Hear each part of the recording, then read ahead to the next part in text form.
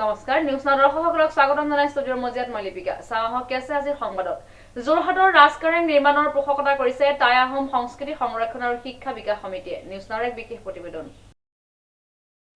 যোৰহাটৰ জয়া ভৱনত টাই আহোম সংস্কৃতি সংৰক্ষণ আৰু শিক্ষা বিকাশ সমিতি টাইছাছৰ উদ্যোগত চাওলুং চুকাফা দিৱস তথা অসম দিৱস উদযাপন কৰা হয়। এই অনুষ্ঠানৰ মূল উদ্দেশ্য হৈছে আহোম সাম্ৰাজ্যৰ প্ৰতিষ্ঠাতা চাওলুং চুকাফাৰ অৱদানক স্মৰণ কৰা আৰু অসমীয়াৰ ঐতিহ্য ইতিহাস আৰু সাংস্কৃতিক সংৰক্ষণৰ এক প্ৰচেষ্টা।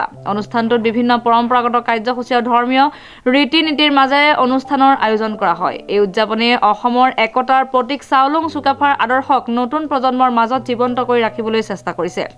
এনে অনুষ্ঠানে অসমীয়াৰ সাংস্কৃতিক ঐতিহ্যৰ প্ৰতি শ্ৰদ্ধা জনাই সমাজত সম্প্ৰীতিৰ এনাজৰী আৰু অধিক শক্তিশালী হ'ব বুলি মত প্ৰকাশ কৰে উদ্যোক্তাসকলে।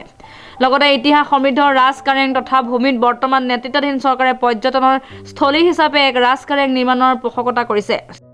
তাৰ হিচাপে প্ৰতি বছৰে প্ৰতিষ্ঠা হোৱাৰ পৰাই এই জয়া ভৱন এৰিয়াত এই এলেকাত আমি চাওলুং চুকাফাৰ দিৱস পাতি আহিছোঁ।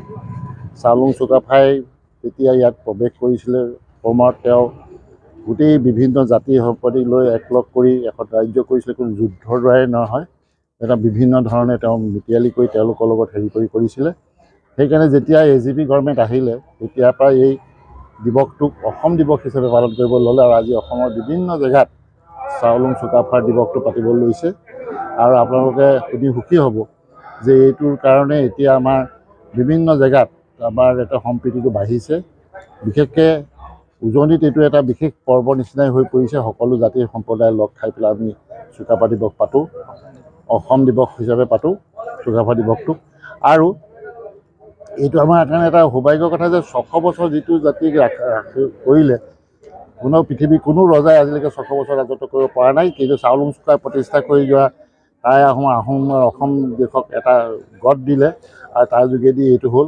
কিন্তু এতিয়া আমাৰ বেয়া লাগিছে যে শেষ ৰাজধানী যিটো যোৰহাটত আছিলে আমাৰ এতিয়া জইণ্ট ডাইৰেক্টৰ হেল্থৰ অফিচৰ জেগাত, সেইটো লাহে লাহে নাইকিয়া কৰি পেলোৱা হৈছে।